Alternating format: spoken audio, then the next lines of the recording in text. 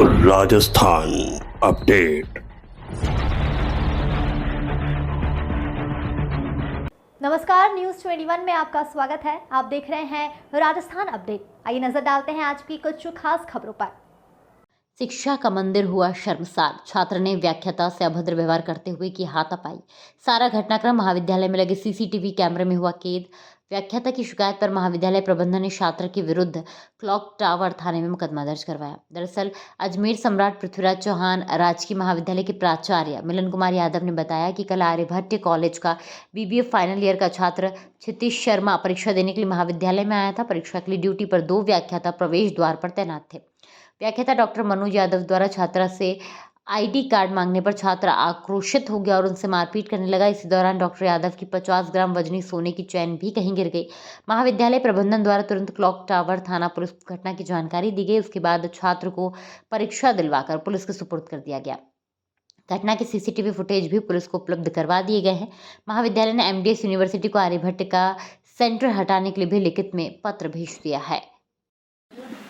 कल दिनांक 22 तारीख को सम्राट पृथ्वीराज चौहान महाविद्यालय में बीबीए की परीक्षा थी, जिसमें आर्यभट्ट कॉलेज के एक विद्यार्थी आया था परीक्षा देने के लिए। उस समय ड्यूटी पे तैनात आचार्य मनोज यादव ने उसका पहचान पत्र मांगा। उस पहचान पत्र की मांग के लिए वो बच्चे ने नाराज़ होकर आचार्य के साथ मारपीट करी है। मनोज यादव के साथ उन्होंने इस संबंध में राज्य कार्य में बाधा व मारपीट के संबंध में एक प्रार्थना पत्र पेश किया है, जिस पर प्रकरण दर्ज हो गया है, जिसका अनुसंधान जारी है। उक्त बालक को शांति भंग करने के धारा 151 CRPC में कल गिरफ्तार कर लिया गया। इसको आज पेश न्यायालय किया जाएगा। स्टूडेंट कहाँ का था, क्या नाम था? स्टूडेंट बता क्षितिज शर्मा पुत्र रमेश शर्मा, जो मानसिंह होटल के पास किशनगंज अजमेर का रहने वाला है। कल एक बीबीए का एग्ज़ाम था और हमारे पास जो है प्राइवेट कॉलेज आर्यभट्ट को सेंटर हमारे यहाँ दिया हुआ है। उसका एक छात्र जो है सैम 6 का एक छात्र था क्षितिज शर्मा। हमारी जो फ्लाइंग कमेटी थी और जो हम अधिकारीगण थे, उन्होंने उनसे आधार कार्ड उसको मांगा, आईडी मांगा। तो आईडी के संबंध में उससे थोड़ी बहस हुई और जो हमारे संकाय सदस्य हैं उनके साथ मैन हैंडलिंग हुई। कौन से लेक्चरर थे, उनका क्या नाम है? प्रोफेसर मनोज यादव। सर, इस पूरे घटनाक्रम को कॉलेज प्रबंधन के दृष्टि से देखा है, क्या कुछ कार्रवाइयाँ की जा रही हैं और आगे इस तरह के मामले न आए सामने, उसके लिए क्या कुछ इंतजाम किए जाए? मैन हैंडलिंग की बच्चे ने इस तरीके से पहला इंसिडेंस है, क्योंकि हमारे कॉलेज का स्टूडेंट है नहीं है, ये आउटसाइड। तो पहली चीज़ तो ये है कि हमने उन इंस्टीट्यूट को इन्फॉर्म कर दिया है कि आप अपने बच्चों। दूसरा ये है कि हमने पुलिस को पूरा केस पुलिस के सामने हैंड ओवर कर दिया है। और तीसरा ये है, हमने विश्वविद्यालय को एक लेटर लिख लिया है, परीक्षा नियंत्रक के नाम लेटर भेज दिया है कि ये प्राइवेट कॉलेज, क्योंकि हमारे पास ऑलरेडी जो है 8000 रेगुलर स्टूडेंट है और 6000 के आसपास जो है वो प्राइवेट स्टूडेंट फॉर्म भरता है। तो हमारे पास ऑलरेडी स्ट्रेंथ हमारे पास बहुत भारी है।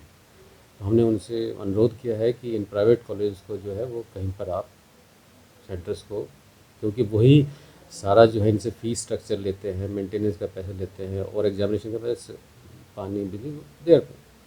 तो हमने कहा है कि इनको आप कहीं पर और शिफ्ट कर दें सेंटर्स को, अनुरोध किया है। ये हमारा प्रोसेस है। सर, कल की बात है, कल एमडीएस यूनिवर्सिटी के बीबीए का एग्ज़ाम था और आर्यभट्ट जो एक प्राइवेट कॉलेज है उसका सेंटर गवर्नमेंट कॉलेज अजमेर में हर साल आता है। इस साल भी बीबीए फाइनल ईयर का एग्ज़ाम था और उसमें मेरी और एक परियार साहब है मेरे साथी, उन दोनों की फ्लाइंग में ड्यूटी थी मेन गेट पे।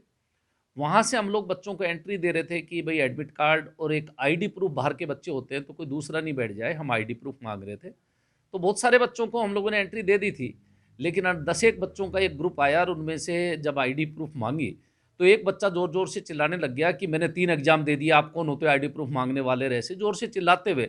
मैंने उसको कहा बेटा वॉल्यूम धीरे धीरे बोलो। इतने में उसने अपने पीठ पे बैग लटकाया हुआ था और उसको उतार के मेरी तरफ अटैक करने की कोशिश करी। वो मेरे पास आया भी। तो उसके बाद मैंने देखा कि उसके हाथों पे 10 की 10 उंगली, अंगूठे में नाखून बहुत बड़ा रखे थे और उसने मेरे मुंह पे अटैक किया नाखून से और गले पे अटैक किया। तो गले की चेन वगैरह टूट के कहाँ गिरी पता नहीं।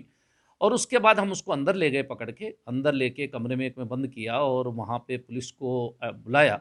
उसके बाद उसने अपने परीक्षा के लिए पुलिस के साथ ही हमने उसको परीक्षा दिलाई और उसके बाद मैंने प्रिंसिपल साहब को लिख के दिया तो उनमें अपने पुलिस कार्रवाई के लिए क्लॉक टावर में लिख के दे दिया है और वो कार्रवाई वहाँ पे चल रही है। कल एफआईआर दर्ज भी हो गई है।